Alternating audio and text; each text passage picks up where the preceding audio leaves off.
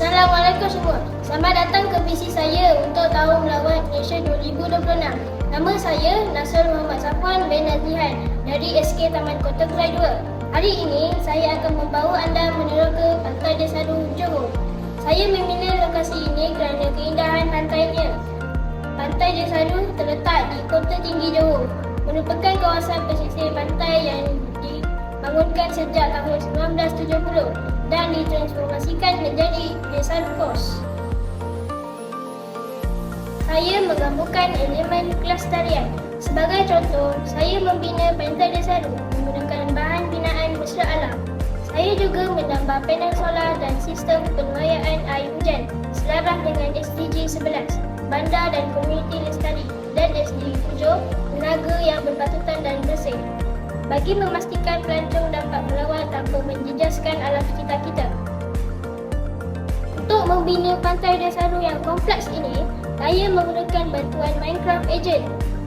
Saya menulis kod menggunakan Make dengan fungsi loop dan coordinates untuk membina panel solar secara automatik.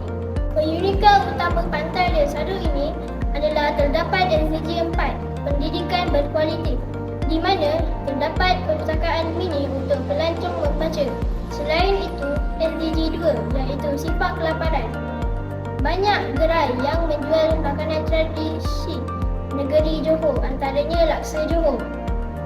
Seterusnya, di Pantai Desaru ini terdapat SDG 14 iaitu kehidupan di bawah air yang menarik pelancong untuk melakukan aktiviti seperti snorkeling bagi menghayati keindahan laut. Di pantai ini terdapat kemudahan akan seperti tandas untuk SDG 6 iaitu air bersih dan sanitasi. Ianya sesuai dengan kelestarian alam sekitar daripada pencemaran.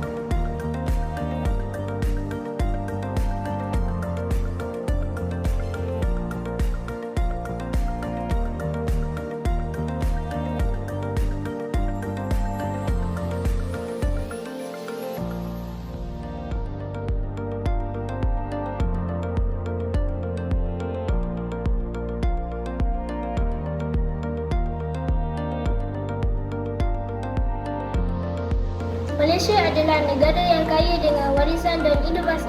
Melalui projek Minecraft ini, saya ingin menunjukkan bahawa kita mampu menjaga warisan negara sambil memacu teknologi. Sekian, terima kasih.